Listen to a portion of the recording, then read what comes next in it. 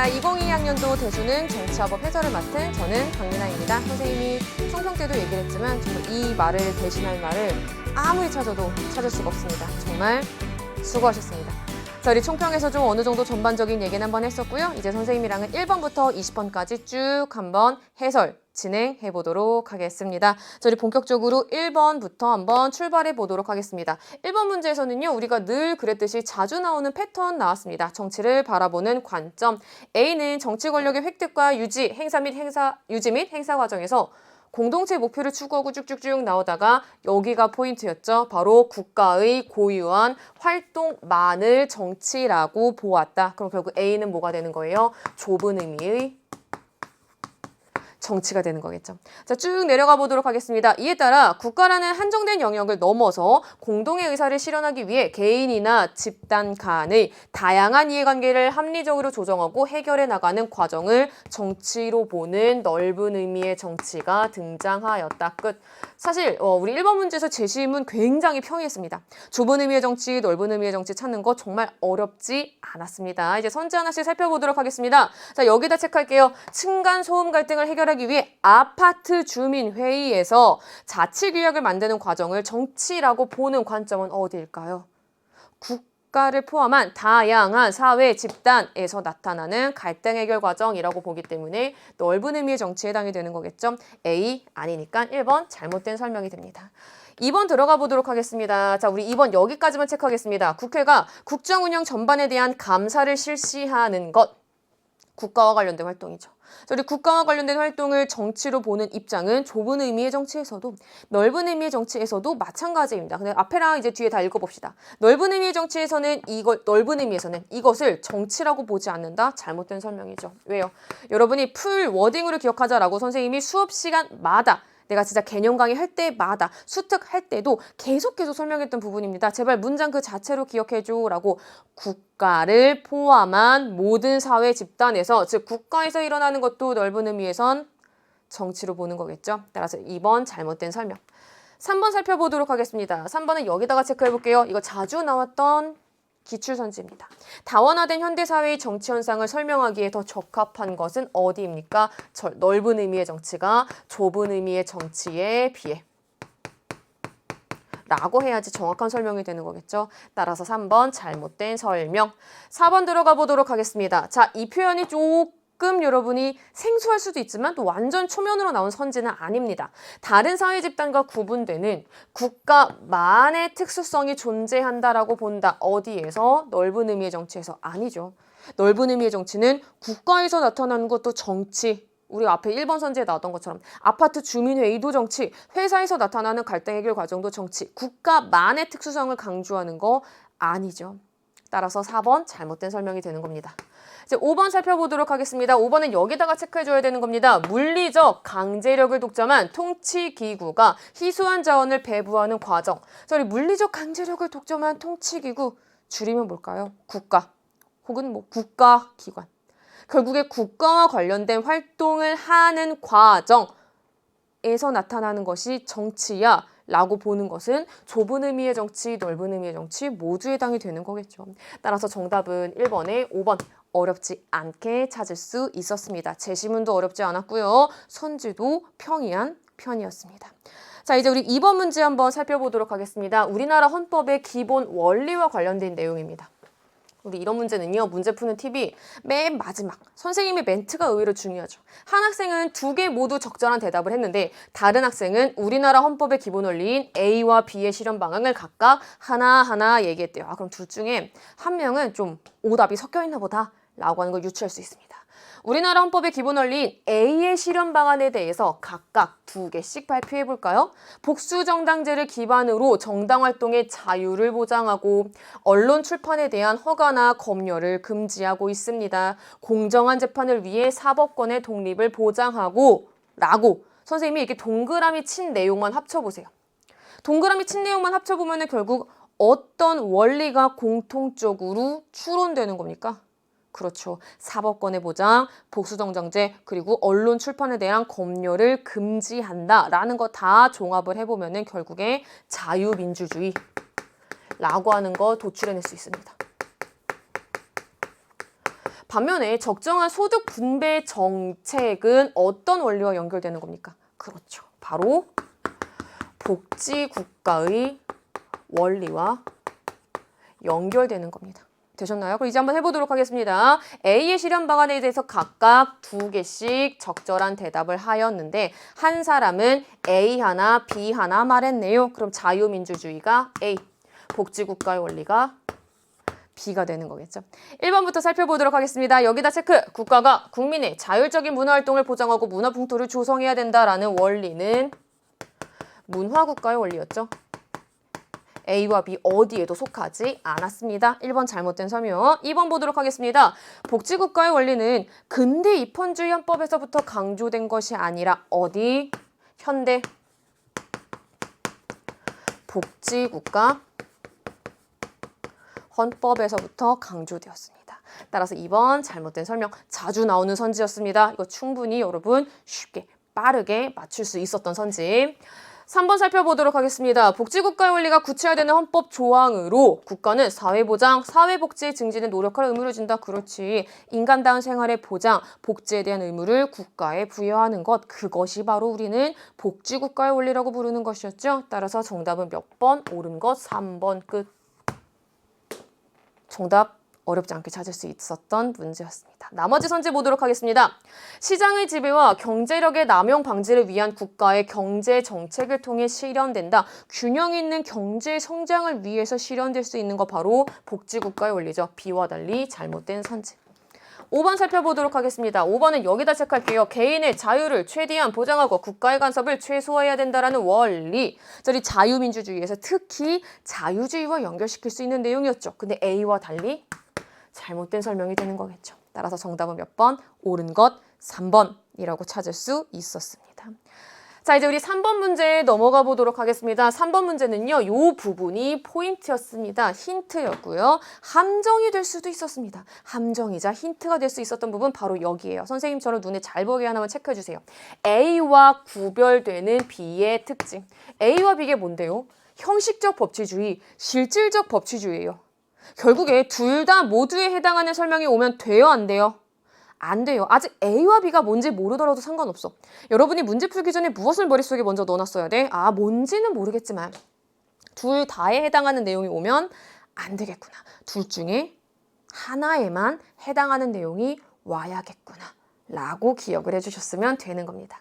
들어가 보도록 하겠습니다. 법률에 근거한 합법적 통제가 가능하다. 이거 뭐예요? 그렇지. 형식적 법치주의에만 해당이 되는 거지. 두 번째, 법률을 통해 국가 권력을 제한하고자 한다. 네 글자로 줄여봐. 법치주의. 그런 말은 형식적 법치주의와 실질적 법치주의 모두에 해당할 수 있는 설명이겠죠. 내가 방금 무엇이라고 강조했어요? 뭔진 모르더라도 아직 A와 B가 둘 중에 하나에만 해당이 되어야 돼요. 구별되는 특징이잖아. 근데 이거는 둘 다에 해당하는 특징이니까 오답입니다. 근데 채점 결과 2점이에요. 그 말은 첫 번째 정답, 설명이 옳은 설명, 두 번째 설명도 옳은 설명이란 뜻이겠죠. 결국에 B의 특징을 쓰는 거였습니다. B는 뭐가 되는 거예요? 형식적 법치주의. 무엇과 구별되는? 실질적 법치주의와 구별되는. 되셨나요? 여기까지? 그럼 이제 선지 한번 살펴보도록 하겠습니다. 법률의 제정 과정에서 형식과 절차만을 강조합니까? 실질적 법치주의가? 아니죠. 형식과 절차 강조해요, 안 해요? 해요. 근데 형식과 절차뿐만이 아니라 목적과 내용의 정당성도 함께 고려하는 거였죠. 실질적 법치주의는. 그래서 1번 잘못된 설명. 2번 살펴보도록 하겠습니다. 통치의 형식적 합법성과 함께 실질적 정당성도 중시한다. 실질적 법치주의가 정답 2번 끝. 끝났네? 옳은 거 찾는 거니까 정답이잖아. 나머지도 봅시다. 형식적 법치주의는 통치자를 제외한 모든 사람이 법에 구속되어야 한다라고 본다? 아니죠. 법치주의입니다. 법치주의라는 게 뭔데요? 통치자를 포함한 모든 사람들이 법에 의해서 움직여야 된다라는 거예요. 쉽게. 따라서 3번 잘못된 설명이 되는 거겠죠. 4번 살펴보도록 하겠습니다. 위헌법률 심사제의 필요성을 강조하는 거. 이거 시험에 자주 나왔던 선지였죠. 자주라기보단 거의 매번 나왔던 선지. 이건 어디였습니까? 바로 실질적 법치주의에 해당하는 내용이었습니다. 따라서 4번 잘못된 설명이죠. B는 형식적 법치주의. 자, 우리 마지막 5번 살펴보도록 하겠습니다. 자, 여기다 체크. 국민의 자유와 권리를 제한할 때 법적 근거를 강조한다. 네 글자로 줄이면 법치주의입니다. 그럼 지금 선생님이 표시한 이 부분은요. 형식적 법치주의와 실질적 법치주의 모두에 해당할 수 있는 설명이 되는 거겠죠. 그럼 가에 들어가면 돼요? 안 돼요?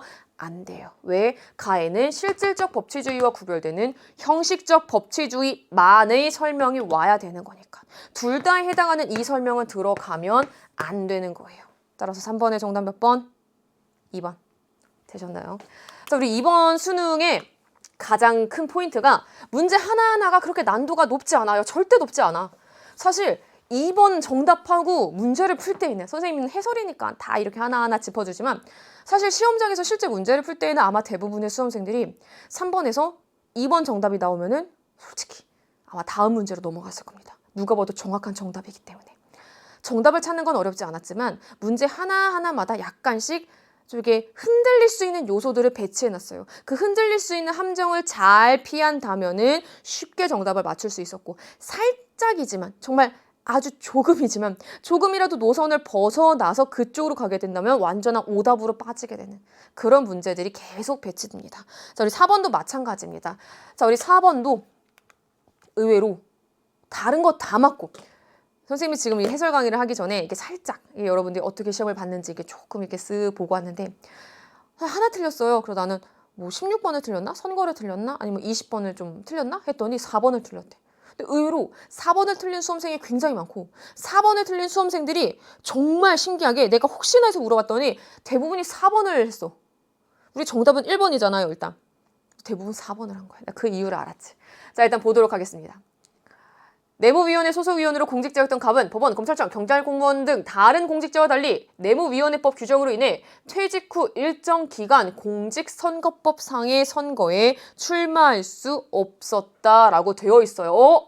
공직선거법상의 선거에 출마할 수 없었다? 아이고, 공무담임권의 침해다. 이것은 참정권의 침해다. 오케이. 그럼 정답은 몇 번이다? 아직 체크하지 마세요. 오답이니까. 오케이. 그러면 정답은 4번이다. 정치과정에 참여할 수 있는 능동적 권리. 이렇게 하고 또 넘어갔을 거예요. 이렇게 했을 때 선생님이 아까 말했던 거. 살짝 노선을 벗어나서 완전한 오답이 되는 겁니다. 자, 우리 여기다가 한번 체크해 보도록 하겠습니다. 발문에서 묻고자 하는 거는요. 이 부분이었어요. 공통적으로. 공통적으로. 그럼 만약에 혹시나 밑에서도 참정권이 침해당했다면은 다 정답이 될 수도 있지. 근데 밑에 내용 보겠습니다. 자신의 자전거로 출근하다 교통사고로 당한 근로자 을은 회사가 제공하는 통근버스로 출근하다 다친 다른 근로자와는 달리 업무상 재해에 해당하지 않음을 이유로 요양급여를 받지 못하였대요. 지금 참정권 내용 있습니까? 두 번째 내용까지만 보더라도 없습니다. 자, 이제 세 번째 내용 보도록 하겠습니다. 대한민국 국적을 가지고 있는 영유아 중에서 재외국민이라는 이유로 재외국민 영유아를 양육한다는 이유로 자녀의 보육료를 받지 못했대요. 여기까지 되셨어요? 선생님 이쪽을 이렇게 사회권으로 볼 수 있지 않을까요? 두 개를? 그렇다 치더라도 위의 사례를 또 사회권으로 볼 수는 없겠죠. 자, 이제 공통적으로 침해받은 기본권 눈에 들어오십니까? 자, 이제 하나씩 다시 해보도록 하겠습니다. 여기다 체크할게요. 다른 공직자와는 달리. 통근버스로 출근하다가 다친 다른 근로자와는 달리. 재외국민인 영유아를 양육한다라는 이유로 합리적 이유 없이 차별을 받고 있습니다. 합리적 이유 없이 차별을 받는다라는 거는 어떤 기본권이 침해받는 거예요? 바로 정답 1번. 평등권이 침해받은 상황이죠. 이 기본권은 평등권. 따라서 정답은 1번이 되는 겁니다. 아마도 틀렸다면 대부분이 4번을 했거나 아니면 아마도 5번을 했을 겁니다. 근데 대부분 4번을 많이 해서 틀렸어요. 자, 이제 나머지 보도록 하겠습니다. 2번. 다른 기본권 보장을 위한 수단적 권리는 청구권이었죠. 3번. 국가의 간섭이나 침해를 받지 않을 방어적 성격의 권리는 자유권에 해당하는 내용이었습니다. 4번은 우리가 아까 봤던 것처럼 참정권이었고요. 마지막 5번, 인간다운 생활의 보장을 국가에 요구할 수 있는 권리, 사회권이었습니다. 따라서 정답은 공통적으로 침해된 1번, 평등권이었다라고 정리할 수 있습니다. 자, 이제 우리 5번 보도록 하겠습니다. 국가기관의 구성과 기능이 이렇게 표 패턴으로 나온 거는 거의 없었던 것 같아요. 그래서 우리에게 조금 신선하게 다가왔지만 되게 앞면은 총평에서도 말했지만 평이했습니다. 이 부분도 어렵지 않았어요. 특히 좀 이따 얘기해 주겠지만 구분에서 직권상정 있죠. 우리 구모에 나왔던 거 한 번 더 나왔어요. 그럼 쉽게 풀 수 있었습니다. 자, 해볼게요. 법률안을 직권상정할 수 있는가? 누가 직권상정할 수 있어요? 국회의장이. 그럼 A는 누구예요? 국회의장. 혹은 이렇게 쉽게 가도 됩니다. 탄핵소추의 대상인가? 단서조항 보세요. 탄핵소추의 대상이 될 수 있는 거. 대통령 돼요. 국무총리 돼요. 감사원장 돼요. 우리 탄핵소추의 대상, 탄핵 결국 심판의 대상. 선생님 이거 대통령 등. 자, 이제 우리 외울 때가 됐다. 그 등에 해당하는 거. 이제 국무총리까지는 시험에 꽤 나왔었는데 국무총리뿐만이 아니라 법관, 헌법재판소 재판관, 중앙선거관리위원회 위원, 행정각부의 장, 감사원장까지 외워두자라고 내가 여러 번 강조했어요. 길더라도 내가 이거 선생님이랑 같이 수업한 친구들은 내가 쪼개서도 알려줬어. 여기까지 행정부, 여기까지 사법부, 법원, 그리고 여기까지는 뭐 감사원장 이렇게 외워라고 했어요. 이렇게 나왔습니다. 탄핵소추의 대상인가? 아닌 건 유일하게 단서조항 중에 국회의장이죠. 우리 나머지는 아직은 모르겠어요. 자, 이제 두 번째, 헌법 개정안을 발의할 수 있는가? 머릿속으로 빨리 떠올려야지. 헌법 개정안을 발의할 수 있는 주체. 국회 최적의원 과반수 또는 대통령. 유일하게 C는 그럼 누가 되는 거예요? 대통령이 되는 거겠죠. 우리 세 번째 조항은 한번 해봤었고요. 네 번째 해보도록 하겠습니다. 국무위원회 해임을 건의할 수 있는가? 국무위원회 해임을 건의할 수 있는 건 누구예요? 국무총리. 지금 나와 있는 단서 조항 중에서는 그럼 단서 조항 중에서 유일하게 네라고 대답할 수 있는 B는 국무총리가 되는 거겠죠. 제일 중요한 건 이런 문제에서는 단서 조항을 늘 염두에 두는 겁니다. 되셨죠? 그럼 나머지 D는 누가 되는 겁니까? 감사원장. 문제에서 단서 조항을 주는 거는 정말 다른 이유가 없어요. 이 안에서 풀으라는 뜻이죠. 되셨나요? 1번부터 살펴보도록 하겠습니다. 법률안 제의 요구권, 환부 및 제의 요구권 누구만 가져요? 대통령만 갖는 거죠. 대통령은 C, 따라서 A는 아니죠. 1번 잘못된 설명. 우리 옳은 거 찾아야 됩니다. 2번 살펴보도록 하겠습니다. 이렇게만 체크해도 눈에 보이죠? 국무회의에서 의장이 된다. 대통령인 C. B가 의장이 된다고요? 국무총리가? 국무총리는 국무회의에서 부의장이었죠. 3번. 자, 우리 요 표현 선생님 생소해요. 처음 들어봤어요. 그래도 여러분 충분히 이해할 수 있을 정도였습니다. 국민으로부터 민주적 정당성을 직접 부여받는다. 쉬운 표현으로 바꿔볼까요? 국민이 직접 선출한다. 자, 지금 우리 3번 선지에는요, 일단 D와 B가 출연하고 있습니다. 감사원장, 국무총리 모두 다 국민이 직접 선출하는 겁니까? 국민의 직접적인 선출과는 관계되어 있지 않죠. 따라서 3번 잘못된 설명이 되는 거고요. 4번 살펴보도록 하겠습니다. 국무총리와 감사원장은 국회 동의를 얻어 대통령이 임명한다. 국감대대헌. 선생님이랑 수업했던 친구들 알고 있죠? 국감대대헌의 국감. 국회 동의를 얻어 대통령이 임명. 정답 몇 번? 4번. 헐, 너무 쉽게 나왔네. 자, 우리 마지막 5번 살펴보도록 하겠습니다. 국가 긴급권을 행사할 수 있다. 국가 긴급권이 뭔데요? 예를 들면 계엄 선포권, 긴급 재정 경제 명령 및 처분 및 명령권 같은 거요. 이거 누가 내릴 수 있는 거예요? 긴급 재정 경제 및 처분 명령권. 대통령.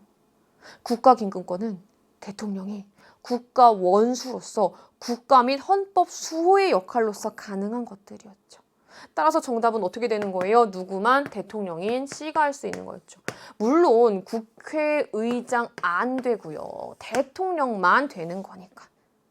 정리되셨나요? 따라서 5번은 잘못된 설명이 돼서 정답 몇 번이 되는 겁니까? 5번에 와, 진짜 국감대대원이 이렇게 쉽게 나왔네. 정답 4번 이렇게 짜질 수 있었고요. 직권상정 특히 구모 때 나왔던 문제 그대로 한 번 더 출제되었습니다. 자, 이제 우리 6번 보도록 하겠습니다. 우리 6번 보고 많은 수험생들이 살짝 당황했으리라 생각을 합니다. 왜? 이원정부제가 나왔어. 근데 사실 정확하게 6번 문제를 선생님이 설명을 하면은 이원정부제의 특징을 묻는 것도 사실 있었습니다. 그래서 이원정부제의 특징을 알고 장점과 단점을 알고 있으면은 조금 더 수월하게 풀 수 있었던 거였고요. 진짜 거의 그럴 일은 없었겠지만 만약에 뭐 이원정부제를 모르더라도 일단은 풀 수 있는 단서가 되는 열쇠들이 중간중간 섞여 있었습니다. 선생님이 이원정부제 설명할 때 내가 수능 특강에는 없지만 수능 개념 강의에서 그리고 내가 요 이원 집정부제 혹은 뭐 이원 정부제를 하는 이유는 정치화법 5종 교과서에 다 있어.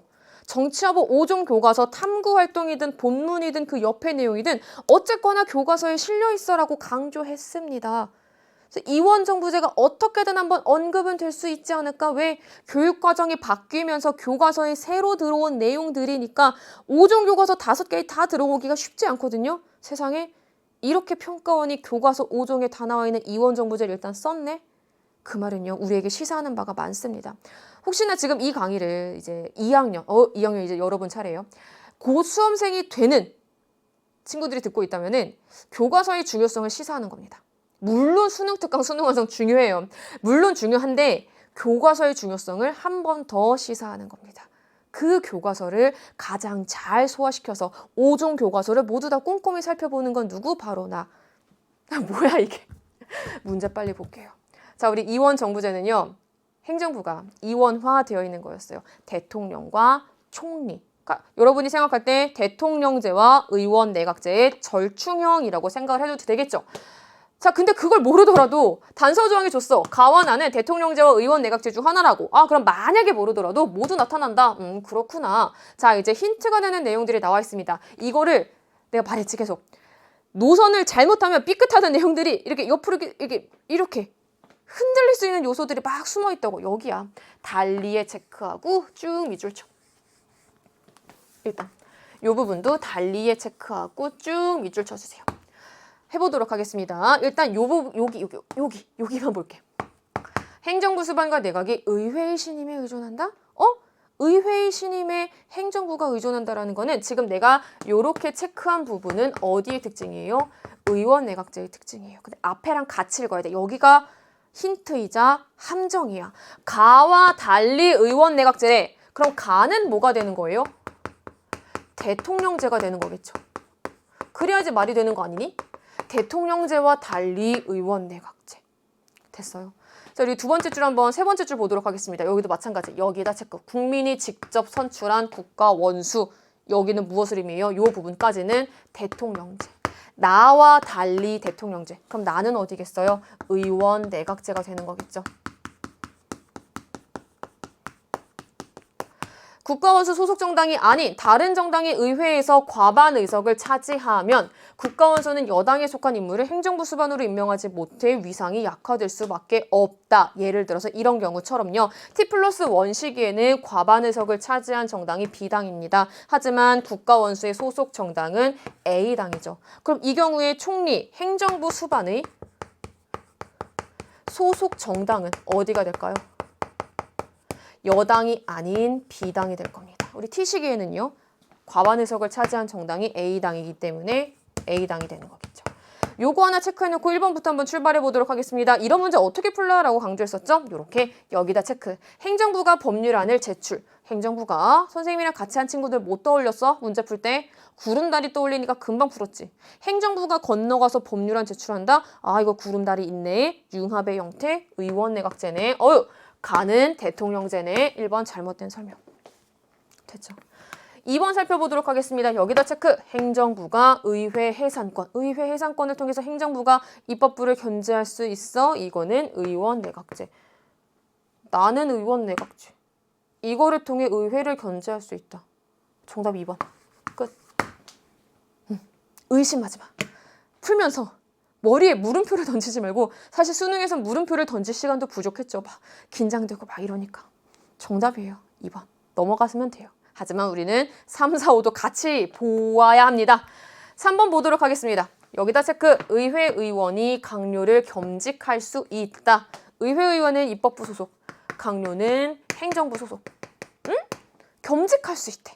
구름다리 있대. 그러면 지금 체크한 부분은 의원 내각제에 해당하는 설명이야. 가에서는 나와 달리 말 넣어봐. 대통령제에서는 의원 내각제와 달리 말이 안 되죠. 둘을 바꿔주어야지 옳은 설명이 되는 거겠죠. 3번 잘못된 설명. 4번 들어가 보도록 하겠습니다. 자, 이제 4번과 5번이 정치 형태와 조금 구체적으로 관련되어서 나오는 부분이었죠. 근데 진짜 어렵지 않았어. T시기와 T+1시기 모두 각국에서는 국가원수 소속 정당과 행정부 수반 소속 정당이 동일할 것이다. 아닌데요. 한 번은 같고요. 한 번은 달라요. 4번 잘못된 설명입니다. 됐죠? 5번 들어가 보도록 하겠습니다. 각국의 행정부에 강력한 정책 추진이 더 어려울 건 어딜까요? 둘 중에. 행정부의 강력한 정책 추진이 더 어려운 거. 강력한 정책 추진이 더 어려운 거. T+1시기겠죠. 됐어요? 여당에서 행정부 수반이 나오지 못한 T+1시기일 겁니다. 따라서 둘을 바꿔주셔야지 옳은 설명이 되는 거겠죠. 따라서 6번의 정답 몇 번? 2번. 끝. 자, 이제 우리 7번 넘어가 보도록 하겠습니다. 자, 우리 7번은요. 우리나라 지방자치단체의 기관, 지방자치 문제 등장했습니다. 살펴보도록 하겠습니다. 이게 최근에 지방자치법이 달라진 내용이 있어요. 선생님 지금 수능 개념을 촬영을 하고 있고 대부분 이번 수능을 치렀던 수험생들은 또 나를 봐도 뭐 되지만 뭐 어때? 뭐 잘못인가? 또 봐도 되지 뭐. 바람이 있다면 그냥 여기서 이렇게 헤어졌으면 하는데 또 봐도 돼. 뭐 어때? 뭐 잘못이야? 괜찮아. 한 번 더 도전해도 되고 그냥 헤어져도 되는데 근데 수능 개념 강의를 찍으면서 새롭게 법이 개정된 내용을 반영을 조금 했거든요. 그 내용이 수능에 등장했습니다. 근데 개정된 부분을 모르더라도 그냥 충분히 풀 수 있었던 문제였어요. 모르더라도 상관없다라는 거예요. 그러니까 여러분이 또 고민을 하는 것 중에 하나가 선생님 정치법 공부하면서 중간중간에 왜 개정되는 내용들 있잖아요. 우리 작년, 재작년에 수험생들 좀 괴롭혔던 거. 수험생들이 고민했던 거는 준연동형 비례대표제였어요. 그리고 선거권의 연령 하향. 이거를 좀 많이 고민을 했었는데 결국 교육과정 안에서 문제는 나옵니다. 그 말은요. 개정된 내용, 바뀐 내용이 이렇게 시사하는 내용으로 나올 수는 있지만 교육과정 안에서 여러분이 충분히 풀 수 있도록 합니다. 이해되셨어요? 그러니까 너무 걱정하지 말라라는 거예요. 오해하면 안 돼요. 새로 바뀐 내용은 안 나와 아니에요. 이런 식으로 등장할 수 있어요. 예시, 제시문으로. 하지만 교육과정 안에서 여러분이 풀 수 있도록 만들어준다라는 거 들어갑니다. 자, 조례안에 대한 심사 의결권을 가졌대. 응? 조례안을 의결할 수 있다. A는 지방의회.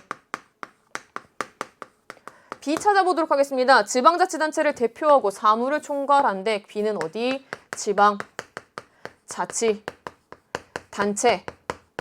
장 찾아놓고 1번부터 출발해 보도록 하겠습니다. 주민의 조례 발안 제도 개선. 이거 원래 우리 공부할 때에는 그러니까 이 법이 개정되기 전에는 입법 예고되기 전에는 주민들이 지방자치단체의 장에게 간접 발안하는 형태였고 이 지자체장이 지방의회로 가는 형태였는데 조례안을 지방의회에 주민이 직접 청구할 수 있도록 한 거예요. 규칙 제정과 개정, 폐지 및 의견 제출권도 신설이 되었습니다. 그 말은요. 기업과 니은 모두 주민자치를 강화해서 주민자치가 뭔데요? 지역 주민이 스스로 지역 문제를 해결하는 자치의 원리. 그쵸? 기역, 니은 모두 가능한 거겠죠. 1번 잘못된 설명. 2번 살펴보도록 하겠습니다. 지방의회는 조례안을 주민투표에 붙여 주민의견을 수렴해야 된다? 아니죠. 2번 잘못된 설명. 3번 살펴보도록 하겠습니다. 1번, 2번 어렵지 않았는데 사실 3번이 많이 헷갈렸을 거고 솔직히 얘기할게요. 7번에 옳은 거잖아. 정답 3번 한 수험생들 있을 겁니다. 이 친구들은요.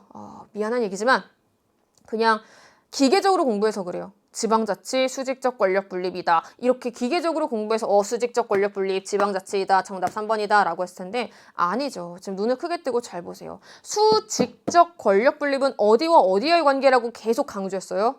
내가 선생님이랑 수업했던 친구들은 내가 이게 수직 그려봐 라고도 계속 강조합니다. 중앙정부와 지방정부와의 관계야 라고 강조했어요. 근데 지금 A와 B가 중앙정부와 지방정부의 관계입니까? 아니죠. 오히려 조금 더 엄격히 따져본다면은 지방의회는 입법부와 연결시키자. 중앙기관 중에서는 만약에 비율을 든다면 지방자치단체장은 행정기관이다라고 선생님이 설명하셨어요. 행정부와 연결시키자라고.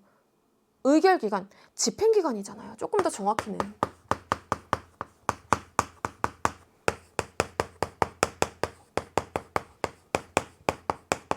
그 말은요. 중앙정부와 지방정부의 수직적 권력 분립이 아니라 오히려 조금 더 따져본다면은 입법, 행정, 사법 등등으로 이어질 수 있는 수평적 권력 분립에 조금 더 맞는 설명이겠죠. 일단은 3번은 잘못된 설명이에요. 왜? 수직적 권력 분립은 중앙정부와 지방정부와의 관계인데 A와 B는 그게 아니니까. 3번 잘못된 설명. 4번 살펴보도록 하겠습니다. 정답은 4번이죠. 지방의회는 지방자치단체장이 편성한 지방자치단체의 예산을 심의 의결할 수 있다. 이거 선생님이 무조건 외우지 말고 같이 했던 친구들은 지방의회, 약간 입법부에서 하는 일들과 연결시키면 굉장히 쉬워라고 했어요.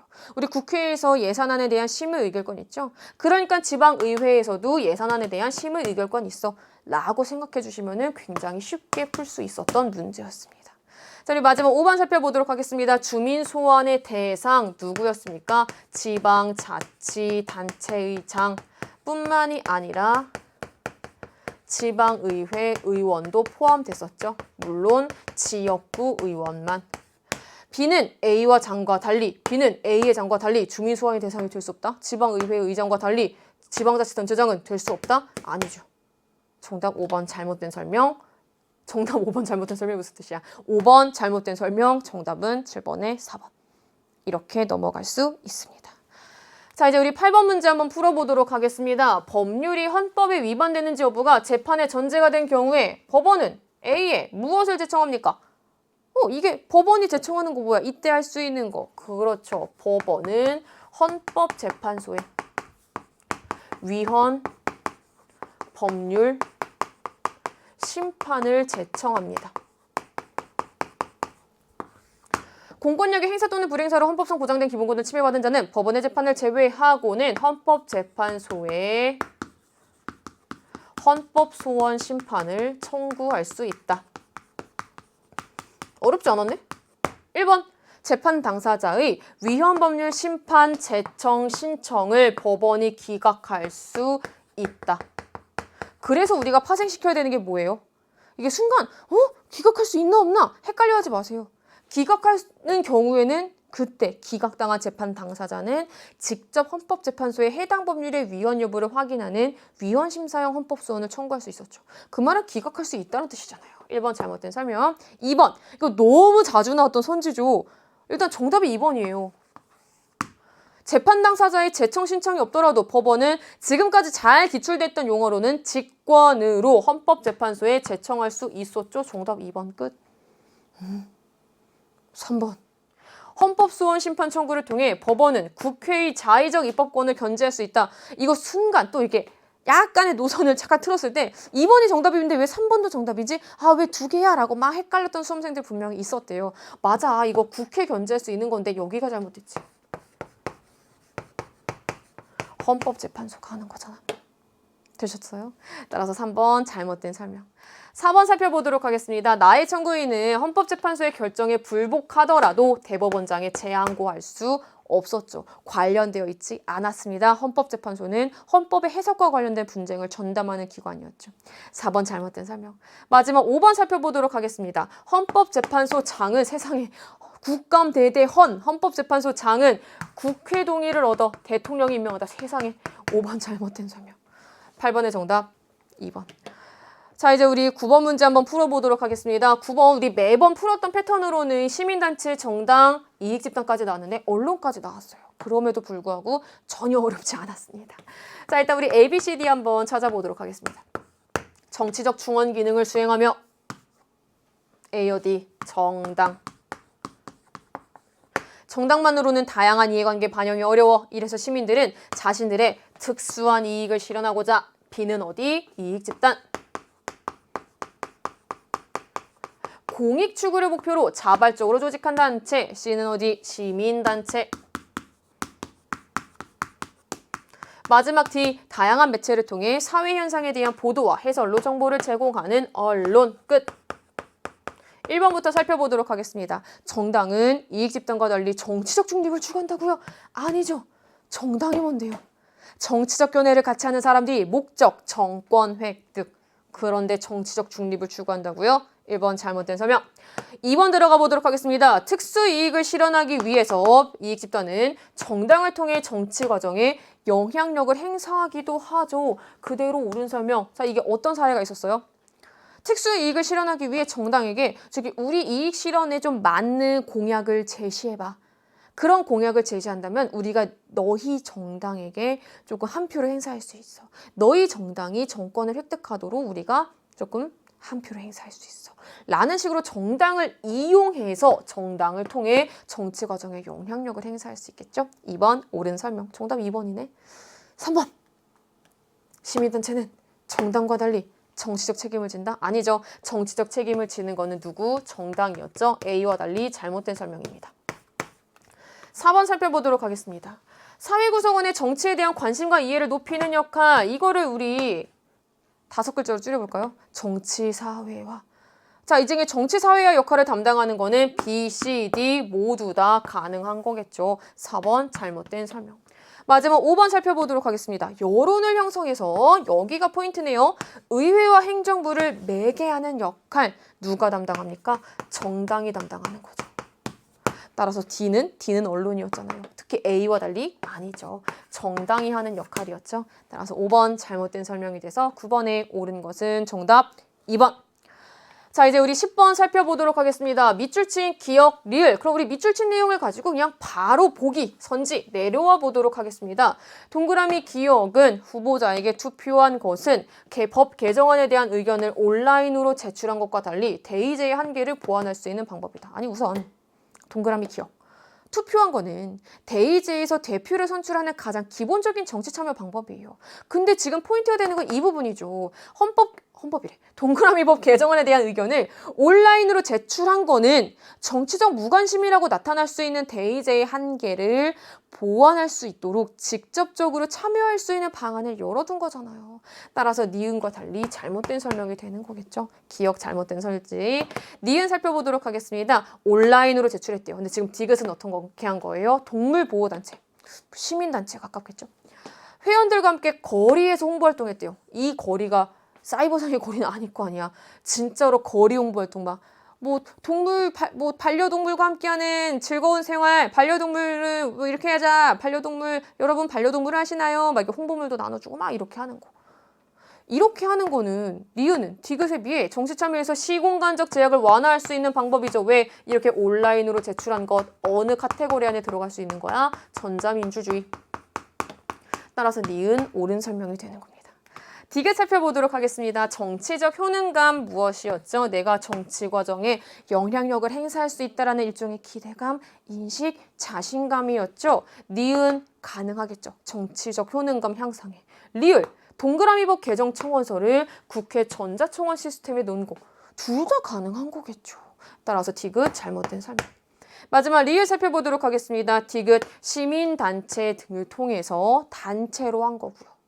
기억, 후보자에게 투표한 거, 개별적인 방법. 디귿은 기억과 달리 집단적 정치 참여 방법이다. 정답. 몇 번? 4번 끝. 헐. 자, 이제 여기까지 아마 수월하게 풀었을 거예요. 조심스럽게 예측하는데 계속 얘기하지만 조금씩 선을 벗어나지만 않으면은 10번까지 수월하게 풀었다가 11번에서 살짝 막혔을 텐데 11번의 포인트는요. 의미를 잘 해석하는 거예요. 한 글자, 요 한 중간의 단어들을 잘 읽어보는 거였습니다. 바로 들어가 보도록 하겠습니다. 갑과 을은 협의 이혼했대요. 근데 이걸 내가 잘 읽어야 되는 이유가 협의 이혼으로 인해서 A가 혼인 외의 출생자가 되는 겁니까? 혼인 외의 출생자가 뭔데요? 그러니까 개념을 정확하게 알고 있어야 돼요. 혼인 외의 출생자는 법률혼의 부부가 아닌 남녀 사이에서 태어나는 경우였죠. 그런 자녀를 우리는 혼인 외의 출생자라고 했던 거였죠. 근데 지금 이혼으로 인해서 혼인 외의 출생자가 되는 겁니까? 아니죠. 1번 잘못된 설명. 왜냐면 혼인신고를 한 상태에서 A가 태어난 거잖아요. 자, 이제 우리 2번 살펴보도록 하겠습니다. 일단 정답은 2번이었는데 이걸 잘 해석해야 돼. 협의 이혼은요. 갑과 을 간의 민법상의 재판상 이혼 사유가 있는 경우에도 여기가 포인트야. 경우에도 가능하다. 있는 그대로 해석해. 경우에도 가능은 하죠. 왜? 협의상 이혼, 협의 이혼의 가장 주된 포인트는 어디에 있는 건데 양 남녀 사이의 합의였죠. 예를 들어서 쉽게 우리 민법상 재판상 이혼 사유가 될 수 있는 거 뭐가 있었죠? 뭐 배우자의 부정행위. 배우자의 부정행위가 있었어. 근데 갑과 을이 합의했어. 그래, 우리 여기까지인가 봐. 이혼하자. 이혼하자. 서로 이혼 의사가 합치되었어. 이혼하자. 이혼하자. 그러면은 협의상 이혼 가능한 거잖아요. 이해됐어요? 따라서 정답은 2번이 되는 거예요. 요 포인트를 잘 이해했어야 되는 거예요. 그냥 민법상 재판, 이건 재판상 이혼인데 이렇게 하면 안 되는 거였습니다. 자, 이제 우리 3번 살펴보도록 하겠습니다.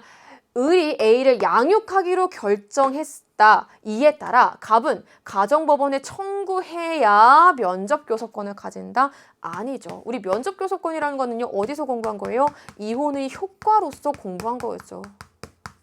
따라서 가정법원에 청구해야지만 면접교섭권을 가진다. 청구해야 면접교섭권을 가지는 거 아니었습니다. 3번 잘못된 설명. 4번입니다. 지금 친양자가 아닌 양자. 이게 평가원에서 자주 내는 멘트라고 했었죠.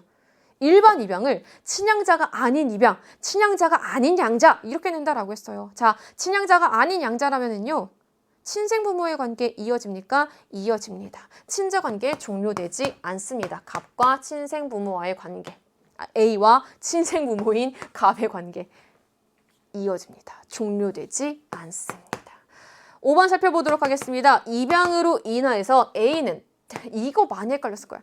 태어난 때부터 친생자와 같은 지위를 가진다? 아니죠. 언제부터 친생자와 같은 지위를 갖는 거예요? 입양으로 인해서 친생자와 같은 지위를 갖는 거지 태어난 때부터 친생자와 같은 지위를 갖는 거 아니잖아요. 입양한 으로 인해서 친생자와 같은 지위를 갖는 거였습니다. 따라서 11번에 옳은 것은 정답 몇 번? 2번 이렇게 따져볼 수 있었습니다. 12번 살펴보도록 하겠습니다. 민법의 기본 원칙 가나예요. 아니 발문에 근대도 안 나왔고 현대도 안 나왔네. 그리고 우리 모든 가능성을 근대 그리고 수정된 민법의 기본 원칙도 발문에 안 나왔네. 그 우리는 모든 가능성을 열어두고 보여야 되는 거예요. 들어갑니다. 개인이 국가나 타인의 간섭을 받지 않고 자신의 의사에 따라 법률 관계를 형성하는 원칙을 말한다. 그럼 가는 뭐가 되는 거예요? 계약 자유의 원칙. 계약 자유의 원칙 있으니까 우리 다른 표현 쓰자. 사적 자치의 원칙. 법률 관계 자유롭게 형성해. 법률 관계의 대표적인 게 계약이라서 계약 자유의 원칙. 근데 경제적 강자가 경제적 약자를 지배하는 수단으로 악용되기도 해서 이러한 문제점을 해결하기 위해서 사적 자치의 원칙, 계약 자유의 원칙은 무엇으로 수정 보완된 겁니까? 계약 공정의 원칙으로 수정 보완된 거죠. 1번부터 들어갈게요. 공작물의 설치하자로 인해 타인에게 손해를 가한 경우 점유자가 지는 특수불법행위 책임에 들어간다라고 되어 있는데요. 지금 이 내용은 사적 자치의 원칙과 연결되는 내용 아니겠죠. 이해되셨어요? 아니 정확히는 선생님 그거 있잖아요. 무과실 책임의 원칙. 무과실책임의 원칙의 경우에는 절대적인 무과실책임의 원칙이 적용되는 사례는 어디였어요? 공작물의 설치하자로 타인에게 손해를 가한 경우 소유자가 지는 책임이었죠. 따라서 어쨌거나 어떻게 생각하든지 간에 1번은 잘못된 설명이 되는 겁니다. 2번 살펴보도록 하겠습니다. 손해를 발생시킨 위법한 행위라도 가해자에게 고의나 과실이 인정되는 경우에만 책임을 진다. 과실책임의 원칙이었죠. 2번 잘못된 설명. 3번 살펴보도록 하겠습니다. 계약 내용이 사회 질서에 위반하거나 현저히 공정성을 잃은 경우 법적 효력이 발생하지 않는다. 계약 공정의 원칙에 따르면 정답 3번. 4번. 개인은 자신이 소유하는 재산을 공공의 이익에 부합하도록 사용, 수익 또는 처분해야 된다. 공공의 이익에 부합하도록도 해야 된다. 이거는 소유권 공공본의 원칙과 더 연결시킬 수 있는 부분이죠. 따라서 4번 잘못된 설명. 마지막 5번 들어가 보도록 하겠습니다. 둘 중엔 근대 자본주의 발달 과정에서 나타나는 경제적 불평등과 같은 사회 문제를 해결하기 위해 등장한 건 누구예요? 바로 나가 되는 거죠. 가는 아니고. 5번 잘못된 설명. 정답 몇 번? 3번 끝. 13번, 14번 세트 문제 들어갑니다. 갑과 을은 술에 만취한 병이 난동을 부리자 이를 제압하였고 이 과정에서 병은 전치 12주의 상해를 입었다. 수사 과정에서 검사는 갑에 대해서 구속영장을 청구했고 판사는 구속영장을 발부했다. 검사는 갑을 모두 범죄 혐의가 객관적으로 인정된다고 판단해서 갑은 기소하였으나 재반 사정을 참작해서 을은 불기소 처분을 하였다. 자, 여기가 포인트. 어디 체크해요? 여기. 갑과 을 모두 범죄 혐의가 객관적으로 인정된다라고 판단한대요. 그러니까 갑은 기소했어. 그런데 재반 사정을 참작해서 을은 불기소 처분했어. 그럼 이때 을의 불기소 처분은 무죄 취지의 불기소 처분입니까? 아니죠. 왜? 객관적으로 범죄 혐의가 인정되지만 재반 사정을 참작해서 한 불기소 처분이기 때문에 기소유예에 해당이 되는 거겠죠. 불기소 처분 중에서도. 요거를 일단 찾아내는 게 첫 번째 포인트였습니다. 법원은 병을 제압하는 과정에서 행해진 피고인의 행위는 동기나 당시 상황으로 여기서부터 포인트 사회통념상 허용될 수 있는 정도의 상당성이 있어 사회상규에 위배되지 않는다. 법률에 의한 행위, 법령에 의한 행위, 업무로 인한 행위, 기타 사회상규에 위반되지 않는 행위, 사회상규에 위반되지 않는 행위 이거 내가 외우라 그랬는데 뭐 할 때 외우라고 선생님이 설명했었냐면요. 위법성 조각사유 중에서 정당 행위의 크게 세 가지 내용을 기억하자. 법령에 의한 행위, 업무에 의한 행위, 기타 사회상규에 위반되지 않는 행위. 여기가 포인트였어요. 요거 알면은 정당 행위 금방 뽑아낼 수 있었던 거였습니다. 무죄를 선고했대요. 이후 검사가 항소했대요. 항소심 법원은 갑에게 징역 1년을 선고했고 그 판결은 확정되었다라고 되어 있습니다. 1번부터 보도록 하겠습니다. 구속영장 발부에 앞서서 뭐 해야 돼요? 그 사이에 우리 그 단계 있죠. 검사가 구속영장을 청구했어. 그러면 법관은, 판사는 피의자를 직접 대면해서 구속 여부를 결정하는 것이 원칙이었죠. 구속 전 피의자 신문 제도. 따라서 원칙적으로는 대면하는 거였습니다. 1번 잘못된 설명. 2번입니다. 기소 이후에 갑의 범죄 사실 입증 책임은 누구에게 있습니까? 검사에게 있는 거였죠. 3번 정말 너무 세상에 일단 정답 3번이야. 너무 자주 나오는 건데 또 이렇게 금방 정답이 돼요. 기소 이후에 개시된 재판에서 재판 뭔데? 형사재판. 갑은 누군데? 피고인. 기소됐으니까 형사재판의 당사자 누구예요? 설마 형사재판 대신에 소송이라는 단어가 나왔다고 조금 헷갈렸을까요? 형사재판의 당사자는 피고인과 검사이다. 정답 3번. 끝. 4번 살펴보도록 하겠습니다. 형사보상 청구권이 인정된다. 자, 형사보상 청구권 선생님이 두 가지 내용으로 외우자라고 했었죠. 구금된 적이 있어야 돼. 그리고 두 번째, 억울해야 돼. 자, 일단은 구속영장 청구해서 발부했습니다.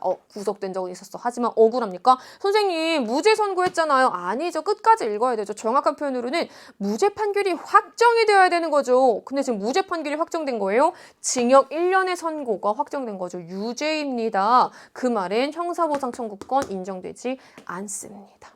마지막 5번. 범죄 피해자 구조금이 뭐였죠? 범죄로 인해서 생명, 신체 등의 피해를 입은 피해자 또는 그 유족이 국가에 요청하는 거였죠. 자, 그 뜻은요. 이렇게 판결이 확정됐다라고 피고인이었던 갑이 병에게 범죄 피해자 구조금을 지급해야 되는 건 아니었죠. 이걸로 인해서 지급해야 되는 상황 전혀 관계 없습니다. 이거는 누가 누구에게 요청하는 건지 청구하는 건지를 기억하면 어렵지 않았겠죠. 정답은 3번. 정답 찾는 거 정말 어렵지 않았습니다. 14번 살펴보도록 하겠습니다. 아마 14번에 선지 1번이 순간 헷갈렸을 거예요. 나 정말 이런 건 처음 봐. 재판 중 법률이 개정되어 형벌이 무거워진 경우에는 법률이 바뀌었대. 갑은 개정된 법률의 적용을 받는다. 이거를 진짜 법적으로 논리적으로 생각하지 않고 법적 사고력 없이 재판 중에 형벌이 무거워져. 그럼 그에 따라야지라고 하면 안 되죠. 자, 이거 기억해야 되는 거죠. 행위 시의 법률에 적용을 받는 게 원칙이었죠. 다시 원칙적으로 행위 시의 법률에 적용을 받는 것이 원칙입니다. 따라서 1번 잘못된 설명이 되는 거겠죠. 2번 살펴보도록 하겠습니다. 검사는 을의 행위가 아까 요 상황 아니죠. 요 부분. 검사의 행위가 을의 행위는 구성요건에는 해당하나 잘 보세요. 이제부터 을이 형사미성년자라는 이유로 불기소 처분을 했다. 이거 일단 틀렸어. 왜? 을은 형사미성년자 아니야. 형사미성년자 몇 살인데? 14세 미만. 우리 앞에서 을은 몇 살이었어요? 14세. 안 맞네. 됐어요. 2번 잘못된 설명. 3번입니다. 을은 불기소 처분을 받았어요. 하지만 그렇다고 민사상 손해배상 책임이 면제되는 건 아니죠. 별개입니다. 따라서 3번 잘못된 설명. 이 부분도 기출로 자주 나왔던 내용이었습니다. 4번입니다. 1심 법원은요. 가뱅이가 구성요건에는 해당하나 자구행위가 아니라 정당행위임을 이유로 위법성이 조각되어서 무죄로 판단했겠죠. 마지막 5번입니다. 세상에 정답 5번이야. 이거 내가 외우라고 한 거 나왔어요. 여기 징역. 징역은 이거 선생님이랑 수능 완성했던 친구들은 이거 했던 거 기억날걸? 정역을 부과한다. 교도소에 구금해서 정역에 복무하게 한다. 정답 5번 끝. 됐어요. 14번까지 우리 이렇게 한번 풀어보았습니다. 15번 들어가 보도록 하겠습니다. 밑줄친 기역, 리을에 대한 옳은 법적 판단만을. 서점에서 자신의 법정 대리인 을의 동의 없이 여기가 포인트예요. 이번 수능은 포인트를 찾는 게 제일 중요했어요. 여기 용돈으로 참고서를 구입했대요. 용돈으로 참고서를 구입한 거는요. 우리 민법상 미성년자가 단독으로 할 수 있는 법률행위죠. 그 말은요. 법정 대리인의 동의를 받지 않더라도 미성년자가 단독으로 할 수 있는 행위. 선생님 이거 설명했었던 적이 있었더랬습니다. 이때는요. 미성년자가 법정 대리인의 동의를 얻지 않았다라는 이유로 취소할 수 있다? 아니, 없다. 왜? 단독으로 할 수 있는 법률행위니까. 을에 의해, 법정 대리인 을에 의해 취소될 수 있다? 취소될 수 없다. 기억 잘못된 설명. 니은입니다. 며칠 후 갑은 백화점에서 고가의 한정판, 여기가 포인트죠. 그냥 가방 아니야. 우리가 생각하는 에코백 아니고요. 고가의 한정판 가방을 구입했대요. 갑이 동의서를 이거 고가 한정판 가방을 구입하려면은 법정 대리인의 동의가 있어야겠죠. 근데 법정 대리인의 동의가 있는 것을 믿게 띄어 속임수를 썼습니다. 이때 을은 해당 계약을 취소할 수 없습니다. 이거 선생님이 이렇게 생각하자라고 했었죠. 우리 법정 대리인의 동의를 얻지 않고 단독으로 법률행위한 경우 취소할 수 있는 주체는 누구였어요? 미성년자 본인 또는 법정 대리인이었죠. 그런데 만약에 속임수를 쓴 경우에는 취소권이 배제됩니다. 누구? 미성년자 본인, 법정 대리인 모두. 니은 옳은 설명. 디귿 보도록 하겠습니다. 갑이 근로계약을 체결했대요. 근로계약에 따라 임금을 청구하려면은 법정 대리인 동의 없이도 가능하죠. 디귿 잘못된 설명. 마지막 리을입니다. 불법 도박 용도의 자금을 빌려주는 계약은요. 현저하게 사회질서에 위반되는 행위죠. 사회질서에 반하는 법률행위죠. 사회질서에 반하는 법률행위는 무효입니다. 무효라고 하는 건 처음부터 효력이 발생하지 않습니다. 정답은 몇 번? 바로 정답은 여기가 아니라 여기지. 정답은 몇 번? 니은, 리을에 해당하는 정답 4번 이렇게 체크할 수 있었습니다. 자, 이제 우리 한 페이지마다 한 페이지의 마지막 문제마다 약간씩 시간이 걸리는 문제들이 나옵니다. 그리고 16번 문제. 선거 결과 분석 문제 나왔습니다. 자, 한번 해보도록 하겠습니다. 갑구구에는 단순 다수제로 선출되는 지역구 의원 6인과 비례대표 의원 9명으로 구성되며 유권자는 지역구 의원 선출을 위해 후보자에게 한 표, 비례대표 의원 선출을 위해 정당이 한 표를 행사한다. 비례대표 의원은 이거 우리 알고 있는 거다. 그 총 의석수를 곱해서 근데 여기다가 하나만 체크. 득표율에 정당 투표 득표율에 비례대표 총 의석수를 곱하여 산출된 수의 정수만큼 이거 우리 자주 나왔던 패턴. 표는 각국의 의회 의원 선거 결과를 나타낸다. 설마 혹시 하고 봤더니 그렇지. 개편안과 비교하는 문제였습니다. 그러면은 바로 의심할 필요 없이 들어가 주시면 되는 거겠죠. 지역구 의원 선거와 비례대표 의원 선거 둘로 나눌 수가 있습니다.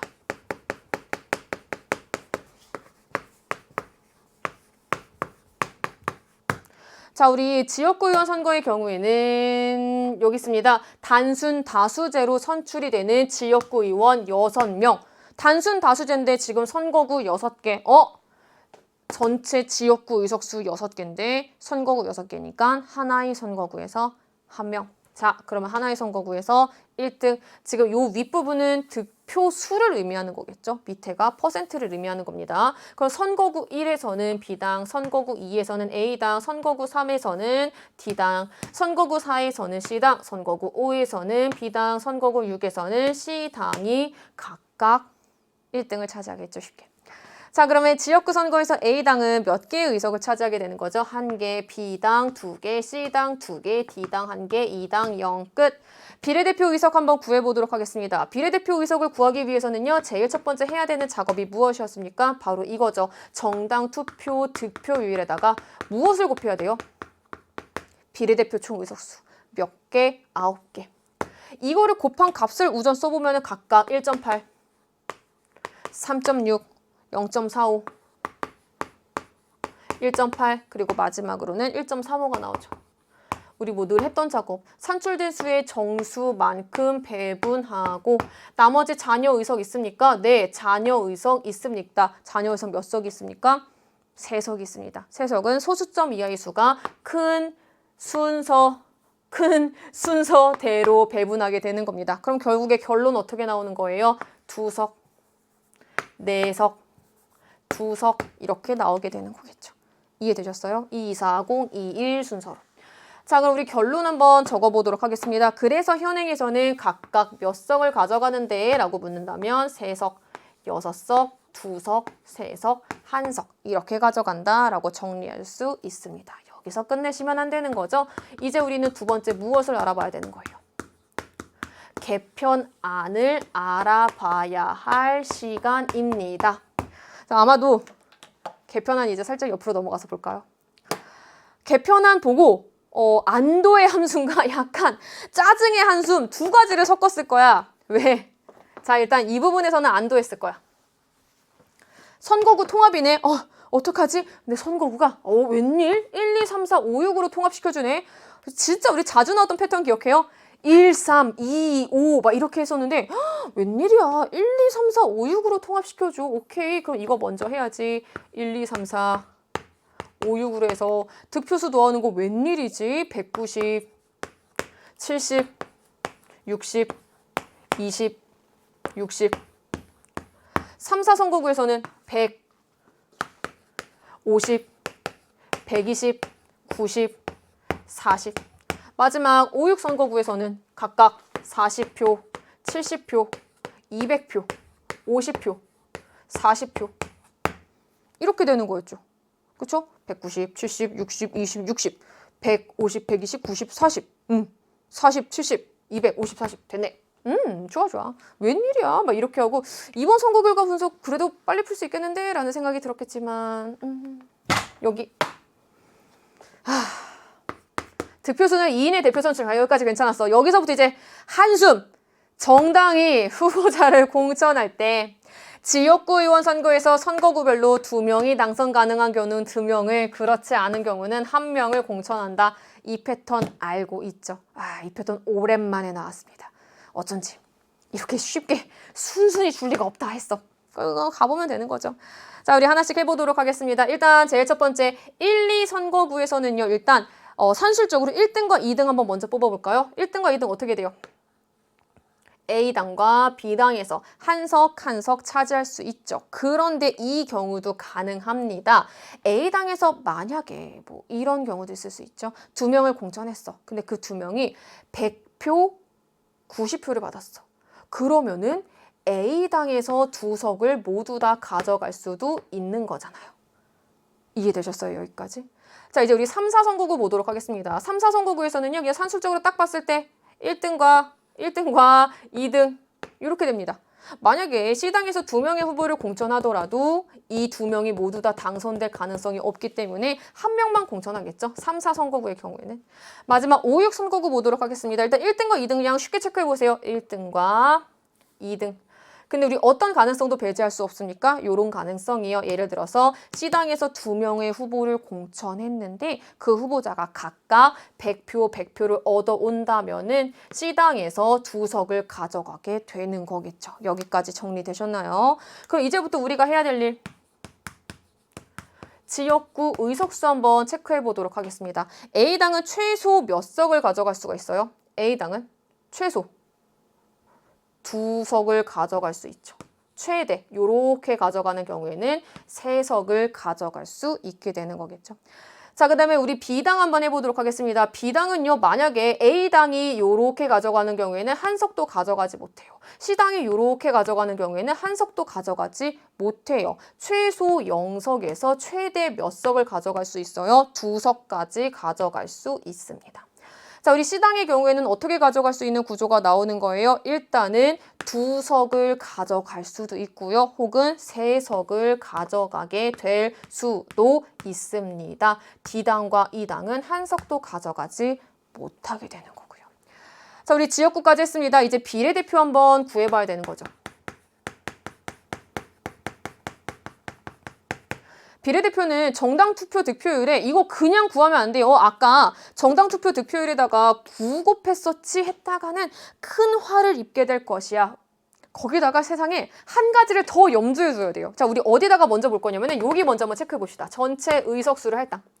여기가 의외로 먼저 봐야 되는 포인트가 됩니다. 왜냐면은 그래서 이렇게 구해서 뭐 할 건데? 전체 의석수를 할당할 거야. 전체 의석수 어떻게 할당할 건데? 정당 투표 득표율에다가 전체 의석수인 15를 각각 곱할 거야. 그래서 나오는 게 뭔데?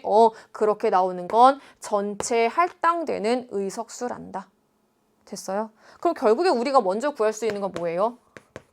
할당되는 전체 의석수를 먼저 구할 수 있는 거겠죠. 어떻게 구하래? 그 구하는 방법들이 앞에 나와 있었던 거였어요. 정당 투표 득표율에다가 전체 의석수를 곱한다. 그럼 각각 어떻게 나오는 거예요? 숫자가 우리 밑에다가 적어볼까? 각각 숫자는 3, 6, 0.75, 3, 2.25라는 숫자가 나오게 됩니다. 산출된 수의 정수만큼 배분하고 소수점 이하의 수가 큰 순서대로 잔여 의석을 배분한다. 잔여 의석 몇 석 있어요? 한 석 있어요. 아까 0.75, 2.25였죠? 그러면은 여기 C당에다가 한 석을 준다. 이게 뭐가 되는 거예요? 전체 할당 의석수가 되는 겁니다. 그 우리 요 제시문에서 어디까지 구한 거예요? 여기까지 구한 거예요. 정당별로 할당된 의석수에서 지역구 의석수를 뺀 나머지 의석수를 정당별 비례대표 의석으로 배정하되, 여기 우리 알고 있죠. 어떤 정당의 지역구 의석수가 할당된 의석수보다 더 많다면, 자, 우리 요거 찾아볼까? 과연 정당의 지역구 의석수가 할당된 의석수보다 더 많은 경우, 여기가 더 많은 경우, 이건 아니네. 이거는 아니네. 여기가 더 찾았다. 여기도 아니고 여기도 아니고. 이 어떤 정당은 누가 되는 거예요? 바로 C정당이 되는 거겠죠. 초과 의석은 인정하나 비례대표 의석은 배분하지 않는다라고 되어 있어요. 초과 의석으로 인해서 의원 정수는 늘어날 수 있다. 그럼 어떻게 되는 거예요? 결국에 초과 의석을 다 구해보면은 인정되는 초과 의석, C당의 경우에는 2석에서 3석이 초과되는 의석이 되는 거겠죠. 결론적으로. 이해되셨죠? 여기까지. 자, 그러면 우리 이제부터 선생님이랑 선지 한번 쭉 살펴보도록 하겠습니다. 선지.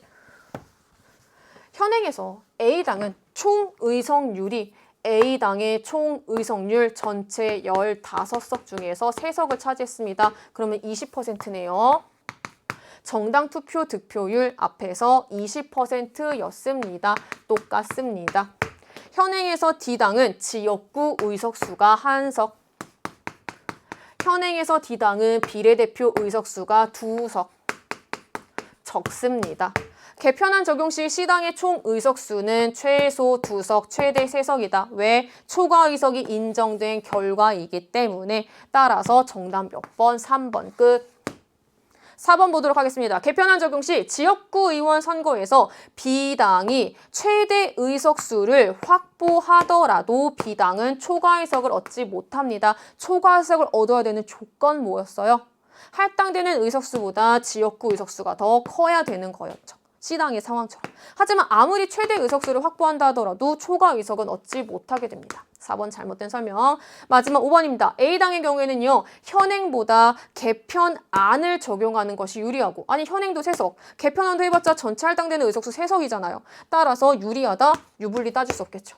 2당의 경우에는 선거제도 개편에 따른 유불리, 2당은 1석, 2당은 개편하면 할당되는 의석수에 따르면은 2석. 그러면은 개편안이 더 유리할 수 있는 거겠죠. 따라서 옳은 것은 몇 번? 16번에는 정답 3번. 이렇게 풀 수 있었던 문제였습니다. 사실 16번은요. 지금까지 기출됐던 모든 내용의 콜라보였어요. 그 중에서 그나마 좀 평가원에게 고마운 건 선거구를 더할 때 1, 2, 3, 4, 5, 6으로 더하기 좋다라는 점. 우리 그거 말고 나머지 내용들은 대부분 좀 어려웠던 내용들이 다 포함되어 있었던 킬러 문항이었습니다. 16번을 풀고 나면요. 이제 마지막 사면으로 넘어갑니다. 사면 들어갑니다. 16번 풀었고 17번. 자, 국제형사재판소. 선생님 저 국제형사재판소 몰라요. 괜찮아요. 몰라도 풀 수 있었습니다. 120개국의 찬성으로 채택되고 2002년에 발효된 국제형사재판소에 관한 로마 규정. 선생님 저 이게 뭔지 몰라요. 모르더라도 국제법의 법원 중에서 조약에 해당되겠구나 라고 하는 거는 감을 잡을 수가 있습니다. 집단살인죄, 인도의 반환죄 등을 저지른 개인을 형사처벌하기 위해서 설립되었다. 국제형사재판소는 국제연합의 산하기관이 아니기 때문에 국제연합의 사법기관인 A 국제사법재판소와는 구분된다. 결국 우리가 찾아야 되는 거는 A, B, C 그리고 밑줄 친 기억에 해당되는 내용이겠죠. B. 국제평화와 안전유지에 대한 1차적 책임을 부여받은 기관인 안전보장이사회.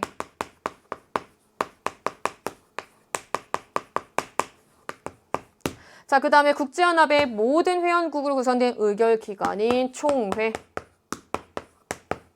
끝. 1번부터 들어갑니다. 기업과 같은 국제법의 법원은 국가 간의 합의로 국가와 국제기구 간에도 체결할 수 있었죠. 선생님 강조했던 겁니다. 조약은 국가 간 가능, 국가와 국제기구 간 가능. 따라서 1번 잘못된 설명.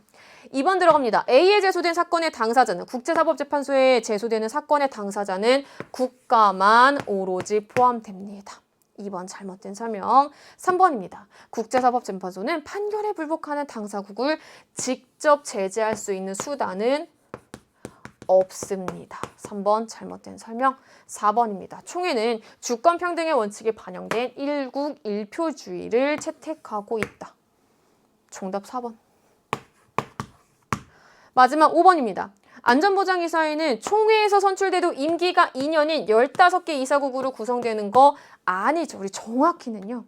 총회에서 선출되는 건 누구였어요? 안전보장이사회의 비상임 이사국이 총회에서 선출되는 거였죠. 따라서 15개 이사국이 모두 다 총회에서 선출되는 게 아니라. 따라서 5번 잘못된 설명이 돼서 17번의 정답은 옳은 것 4번. 자, 이제 우리 18번 한번 들어가 보도록 하겠습니다. 18번은요. 정말 선생님이 문제를 풀면서 아, 드디어! 라는 얘기를 했어요. 근데 드디어! 라고 얘기한 부분이 어딘지는 문제를 풀면서 알려줄게요. 들어가 보자. 갑은 자신의 주택을 을에게 매도하는 계약을 체결하였다. 그런데 여기가 포인트야. 지진으로 인해. 자, 우리 지진이라는 거는요. 자신의 책임 있는 사유 때문에 벌어진 겁니까? 아니, 지진이라고 하는 게 지진 발생해라 라고 내가 막 이렇게 했기 때문에 된 거예요? 아니죠. 천재지변이잖아요. 지진으로 인해 해당 주택이 파손돼서 갑은 계약을 이행할 수 없게 되었다. 아니, 지금 선생님 이 상황이요. 계약을 이행할 수 없게 된 거 채무불이행 아닙니까? 채무불이행은요. 선생님 이거 앞에 내용까지 쭉 풀 워딩으로 설명해 주었습니다. 자신의 책임 있는 사유로 한 번 더 할까? 자신의 책임 있는 사유로 채무의 내용에 따른 의무를 이행하지 못한 경우. 지금 자신의 책임 있는 사유입니까? 아니잖아요. 가에서 갑은 주택 파손에 대한 고의 또는 과실이 없기 때문에 을에 대해서 손해배상 책임을 지지 않는다. 채무 불이행인 경우에는 손해배상 책임을 져요. 맞아요. 하지만 지금 자신의 책임 있는 사유로 계약에 따른 내용을 이행하지 못한 상황이 아니잖아요. 따라서 기억은 옳은 설명이 되는 겁니다. 여기까지 되셨어요? 자, 이제 우리 니은 한번 살펴보도록 하겠습니다. 갑은 을이 운영하는 음식점에서 자전거로 배달 아르바이트를 하고 있었다라는 것까지 딱 읽었을 때 많은 친구들이 오케이! 자, 이거 사용자 배상 책임 각. 다 이렇게 생각하고 문제를 풀었을 거야. 근데 이제부터가 중요해. 자전거로 배달 아르바이트를 했대. 드디어 나온 거야, 이 부분이. 내가 이거 언제 나올까? 와, 이거 평가원이 한번 건드릴 때가 됐는데 참 안 건드리네 했던 부분인데 드디어 나왔어요. 어느 날 갑은 공원에서 자신의 자전거를 타며 동호회 활동을 하던 중 회원병을 실수로 다치겠다. 선생님 이거 지금 의미심장한 웃음을 짓는 이유가 뭔지 알아요? 사용자 배상 책임이 성립하기 위해서는요. 피용자가 제3자에게 업무상 손해를 끼쳐야 돼요. 근데 지금 업무상이에요? 대부분 사용자 배상 책임이 성립하려면 이 뒷부분이 이렇게 나오겠지. 음식점에서 배달을 가던 중에 병을 실수로 치웠다. 뭔가 이런 식으로 나오겠지. 업무상이에요? 이거 평가원에서 여러 가지로 나름 단서를 다 걸어놨네. 공원에서 자신의 자전거를 타며 동호회 활동을 하던 중 회원병을 실수로 다치게 돼. 업무상 아닙니다. 됐죠? 그럼 우리 니은 보도록 하겠습니다. 갑의 병에 대한 일반 불법행위 책임은 뭐 성립할 수 있죠. 뭐 19살이고 책임 능력 있다라고 한번 가정해보고 생축 고고 응응 모두 다 충족될 수 있고 그러면은 회원병을 실수로 다치게 한 거에 대해서는 업무상 손해는 아닐지라도 병에게 어쨌거나 손해를 끼쳤잖아. 그러니까 일반 불법행위 책임은 성립할 수 있는 겁니다. 하지만 을은 누구예요? 갑의 사용자겠죠. 사용자 배상 책임은 성립합니까? 이거 대충 생각했다가는 피용자의 일반 불법행위 책임 성립해. 그럼 사용자 배상 책임도 성립해 라고 동그라미 썼을 겁니다. 하지만 지금 이 경우는요. 업무상 손해가 아니기 때문에 사용자 배상 책임은 지지 않습니다. 드디어 나왔어요. 업무상 손해에 도대체 언제 강조할까? 라고 늘 고민했고 늘 여러분에게 그래서 업무 강조했었는데 드디어 나왔습니다. 니은 잘못된 설명. 됐나요? 아, 너무 강조했네. 너무 신나가지고. 근데 드디어 나왔다 해서. 그래서 기억만 옳은 설명. 자, 이제 우리 D급 보도록 하겠습니다. 갑은 법정 감독 의무자인 을과 함께 전시장에 갔다가 천장에 설치된 커다란 조명이 떨어지자 이를 피하기 위해 옆에 전시되어 있던 병소의 작품을 파손했대요. 갑의 파손 행위가 긴급 피난에 해당하는 경우라면은 위법성이 조각됩니다. 이 경우라면은요, 을은 감독 의무자죠, 법정. 을이 병에 대한 특수불법행위 책임은 성립하지 않겠죠. 아니 우리가 공부했던 책임 무능력자의 감독자 책임을 왜 지는 거였어요? 책임 무능력자에 대한 감독 의무 소홀을 이유로. 그렇기 때문에 만약에 내가 감독 의무에 소홀히 하지 않았다. 난 감독 의무에 최선을 다했다. 라고 하는 걸 스스로 입증하게 되면 책임이 면제되는 거였잖아요.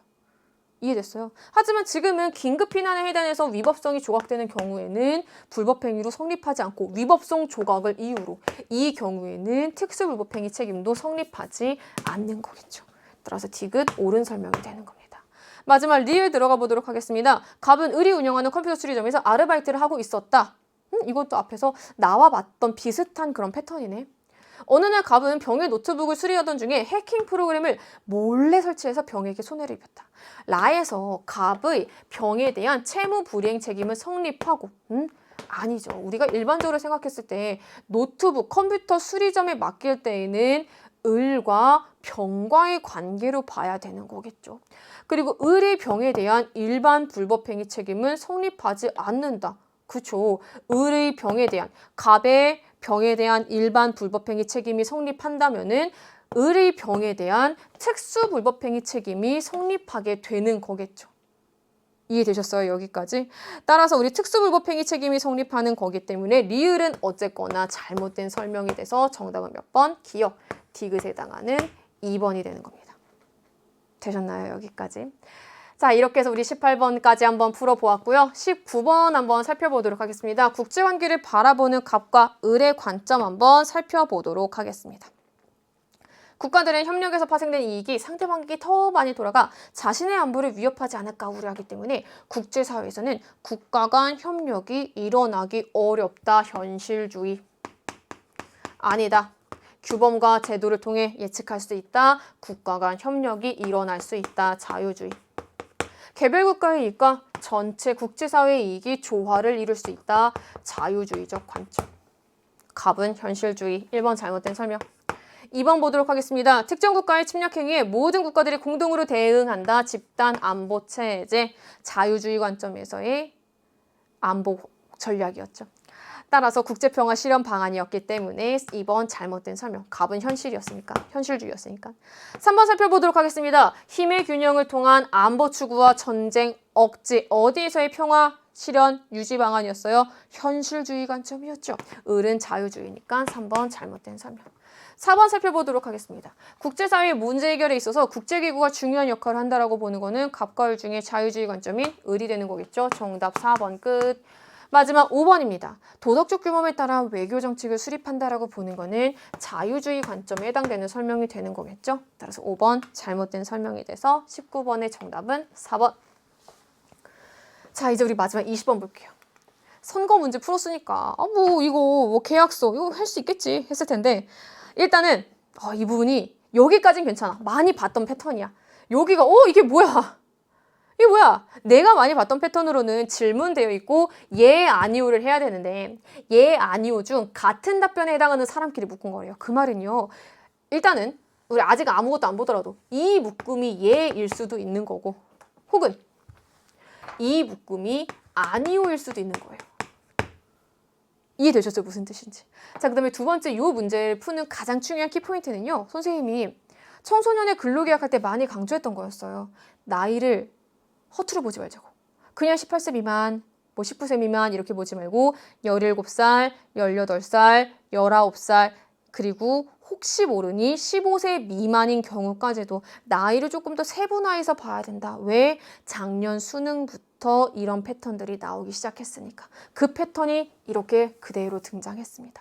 한번 해보도록 하겠습니다. 이 문제는요. 일단은 선생님이 여기다가 한번 옆에다가 적어보도록 하겠습니다. 민법상 미성년자에 해당합니까? 예 라고 할 수도 있고 아니오라고 할 수도 있잖아. 민법상 미성년자라면은 19세 미만이란 뜻이겠죠. 민법상 미성년자가 아니라면은 19세 이상을 의미하는 겁니다. 이거 나이를 잘 알았어야 되는 문제예요. 취직인허증이 필요합니까? 고용노동부 장관이 발급한 취직인허증이 필요한 경우는 네, 필요합니다. 15세 미만. 그렇지 않은 경우라면은 15세 이상이 되는 거겠죠. 물론 이 단서 조항에서 모두 다 중학교를 졸업했다라고도 나와 있고 근로시간이 원칙적으로 1일 7시간, 일주 35시간을 초과하지 못하는 경우는 연소근로자, 연소자예요. 연소근로자, 연소자의 경우에는 나이로는 18살 미만입니다. 정확하게 적어야 돼요. 그게 아니라면은 18살 이상인, 그러니까 쉽게 설명하면 연소근로자가 아닌 근로자에 해당이 되는 거겠죠. 일단 요거 한번 나눠봤습니다. 우리 그 다음 한번 살펴보도록 하겠습니다. 일단 이거 살짝 논리적으로 생각할 때 일단 제일 쉬워 보이는 거 하나만 따져볼래? 제일 쉬워 보이는 거. 딱 직관적으로. 질문 2가 조금 쉬워 보이지 않습니까? 자, 우리 질문 2가 만약에 이렇게 한번 해보도록 할게요. 모두 다 예라는 대답을 묶였다라고 한번 가정해보자. 그냥 15세 미만이라고 한번 가정을 해볼게. 15세 미만이라면은 질문 1과 질문 3에 맞을까요? 15세 모두 다 미만인데 예를 들면은 어쨌거나 누군가 하나는 19세 이상이 나올 수 있다는 뜻이잖아요. 적어도 한 명 이상은. 적어도 한 명 이상은 이렇게라도 19세 이상은 나올 수 있다는 뜻이잖아요. 이렇게든 얘든 18세 이상은 나올 수 있다는 뜻이잖아요. 15세 미만인데 지금 이 패턴이 가능합니까? 가능하지 않죠. 따라서 셋 다 15세 미만은 아닙니다. 그럼 셋 다 뭐가 되는 거예요? 15세 이상이 되는 거예요. 그럼 요 패턴에 모두 다 맞출 수 있죠. 우리 하나 해봤습니다. 이제 우리 질문 3으로 한번 내려가 볼게요. 질문 3에서 이렇게 한번 가정해 볼게요. 갑과 병이 만약에 18세 미만이라고 한번 가정해 보도록 하겠습니다. 15세 이상이면서 18세 미만인 나이 예를 들어서 그냥 아무거나 한번 잡아볼게. 17살이라고 한번 가정을 해보도록 하겠습니다. 갑도 17살, 병도 17살. 자, 그 다음에 우리 질문 1로 한번 넘어가 보도록 하겠습니다. 이거 말이 돼요? 일단은 만약에 병이 아니오에 해당이 돼서 19세 이상이라 할지라도 말이 안 맞아. 만약에 갑과 을이 아니오로 묶였다라 할지라도 갑은 19세 이상이 돼. 그럼 안 맞아. 오케이. 이거는 무엇을 의미하는 거야? 갑과 병은 18세 미만이 아니구나 라는 걸 의미하는 거예요. 자, 그럼 다시 한번 정리하자. 그럼 결국 어떻게 되는 거야? 갑과 병은 18살 이상이 된다라고 정리할 수 있는 거예요. 그럼 이제 우리 질문 1로 다시 올라가 보도록 하겠습니다. 이거 헷갈리니까 이렇게 지어볼게. 갑과 병은 18살 이상인데 서로 다른 대답을 하고 있어. 그럼 이 경우 가능한지 한번 보도록 하겠습니다. 만약에 갑과 을이 예라고 묶였다라고 한번 가정을 해볼게요. 병은 19세 이상, 18살 이상이면서 19세 이상 가능해. 예를 들어서 몇 살이라면은 병이 19세라면은 가능해. 자, 그럼 이제 이 부분.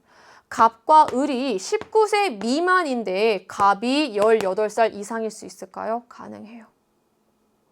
다시 결국 이 말은요. 갑은 18살 이상 19세 미만이에요. 머릿속 한 번만 생각해. 18살 이상인데 19세 미만이 될 수 있는 나이 끝났다. 갑은 몇 살? 18살만 가능하네.